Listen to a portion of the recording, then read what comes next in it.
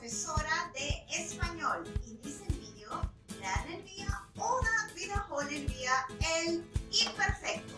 Wir sehen die Bildung, der Gebrauch und die Signalwörter, die typisch für das Imperfekt oder el Imperfecto sind. Vamos, arrancamos!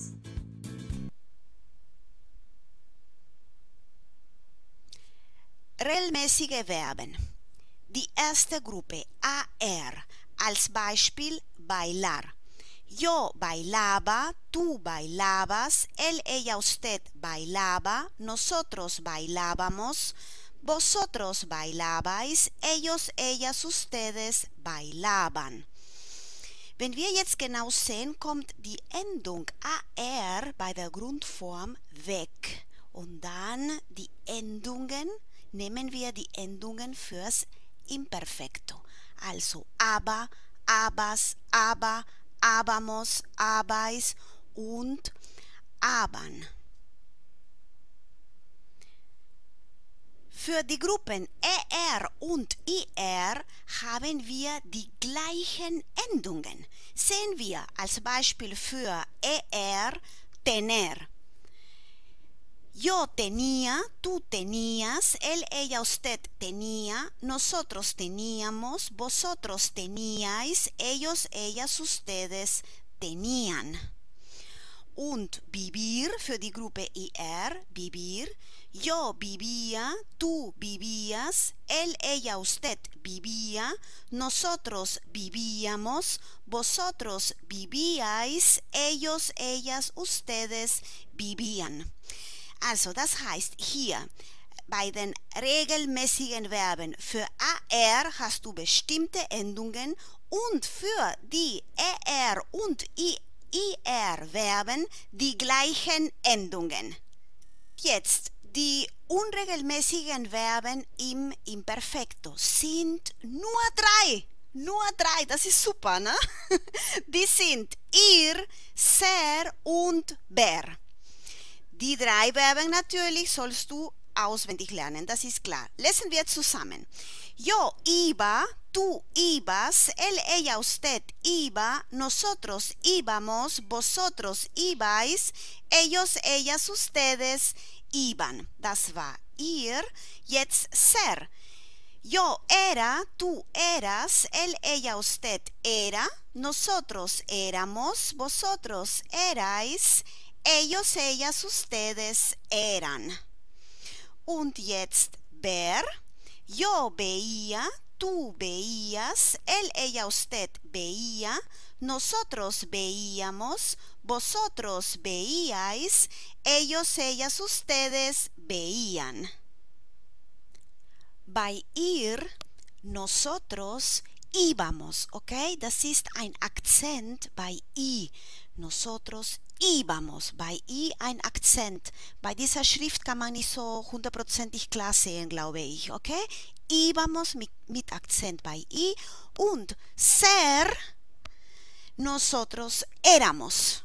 Okay? Da ein Akzent, aber das kann man besser sehen. El Imperfecto wird gebraucht für Gewohnheiten der Vergangenheit, etwas, das du immer wieder in der Vergangenheit gemacht hast, wiederholte Aktivitäten. Zum Beispiel bei mir, cuando era niña, jugaba al tenis. Das heißt nicht einmal oder ein paar Wochenenden oder so, sondern jugaba al tenis, immer wieder. Ja, das war mein Hobby, wollte ich das öfters in der Woche machen. Jugaba al tenis. Oder cuando era niña, zum Beispiel, iba a la playa con mi familia. Cuando era niña, iba, ¿no? Iba a la playa con mi familia. Also ich bin mit meiner Familie bin ich immer an den Strand gefahren. Das war immer sonntags, ne? Aber das ist eine Gewohnheit und deswegen nehme ich jetzt el Imperfecto. Ne? Gewohnheiten oder wiederholte Tätigkeiten. Es gibt ein Synonym für el imperfecto. Und das ist Deskription. Imperfecto gleich Deskription, ja, Beschreibung. Also wir verwenden el imperfecto für Beschreibungen aller Art. Zum Beispiel, mi casa era grande. Ja, ich spreche jetzt, mi casa, mein Haus war groß. Das ist ein Haus, das ich in der Vergangenheit hatte, in meiner Kindheit, und dieses Haus war groß. Ich beschreibe, wie das Haus war.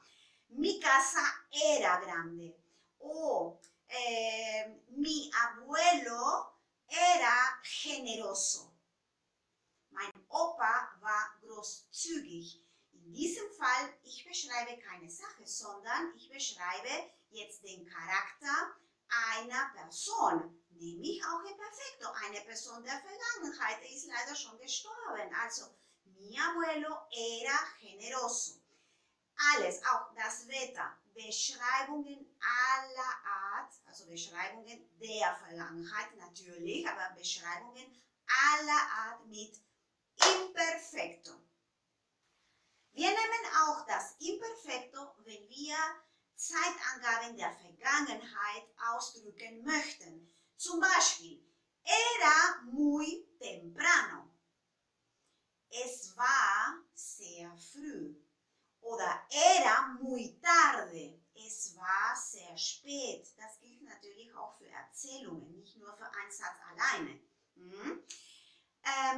Oder zum Beispiel, wenn ich sage, eran las, zum Beispiel die Uhrzeit, eran las 3, egal, ne? Eran las 11. Es war 3 Uhr. Es war 11 Uhr. Ne? Genau. El Imperfecto wird sehr oft gebraucht für Handlungen, die gleichzeitig passieren oder passierten, weil das ist Vergangenheit, oder Handlungen, die gleichzeitig abliefen. Ne? Also, mientras me duchaba, cantaba. ¿Okay? Mientras me duchaba, ducharse, duschen, ¿no? Me duchaba, cantaba. No, das ist während, ist mientras. Also wenn ich geduscht habe, habe ich gesungen. Oder wenn ich duschte, sang ich. Ne? Genau. Noch ein Beispiel. Mientras cocinaba, veía videos de YouTube. Zum Beispiel, während ich kochte, sah ich mir Videos von YouTube an. Ja, das ist mehr hören als sehen, aber egal. Ja, aber wir sehen, es sind immer zwei Handlungen. Einmal hatten wir das erste Beispiel, mientras me duchaba, cantaba. Wir haben hier zwei Verben, zwei Handlungen, ducharse, no, ducharse und cantar. Und danach, mientras cocinaba, veía videos de YouTube. Also einmal die Handlung cocinar, kochen, und dann ver, sehen oder ansehen. Signalwörter oder Zeitangaben. Antes. Antes ist sehr, sehr typisch fürs Imperfecto. Antes heißt früher. Siempre, immer, todos los días, jeden Tag. Natürlich, wenn es um eine wiederholte Handlung geht, dann Imperfecto. Dann haben wir noch 3 Synonyme.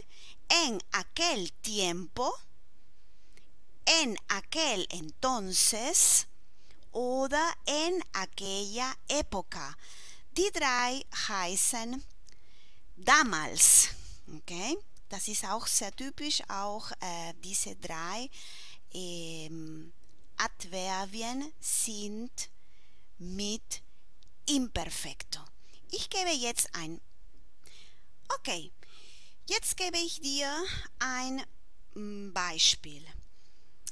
Du sprichst, zum Beispiel du erzählst von einem Lebensabschnitt und dann sagst du, damals habe ich bei X gearbeitet. Ne? X, das wäre der Name von einem Unternehmen zum Beispiel. Dann wäre der Satz, en aquel entonces trabajaba en bla bla bla, X. Und dann kommt der Name zum Beispiel einer Firma. Oder du sprichst über eine Gewohnheit, die du früher hattest. Dann wäre es zum Beispiel, früher habe ich sehr viel Sport gemacht. Das war eine Gewohnheit, jeden Tag oder sehr, sehr oft. Dann sagst du, antes hacía muchísimo deporte. Oder noch eine Gewohnheit, also jeden Tag habe ich viel Kaffee getrunken. Todos los días tomaba oder bebía mucho café.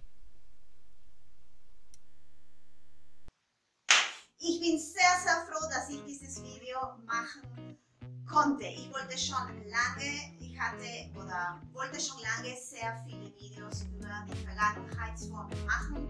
Und jetzt ist es soweit. Ich bin sehr, sehr froh.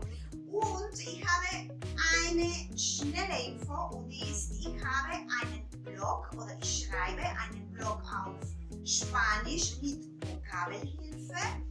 Du findest ihn hier in meiner Webseite und das wäre noch eine Möglichkeit für dich, ein bisschen mehr Spanisch zu lernen. Ich schreibe momentan einen Artikel alle 14 Tage. Ich freue mich sehr auf den Austausch, auf einen Kommentar von dir. Und vielleicht später könnte es sein, dass ich jetzt mehr Artikel schreibe oder vielleicht anders ist, aber das wirst du sowieso mitbekommen. Gut, ich wünsche dir alles Gute, mucho éxito, viel Erfolg.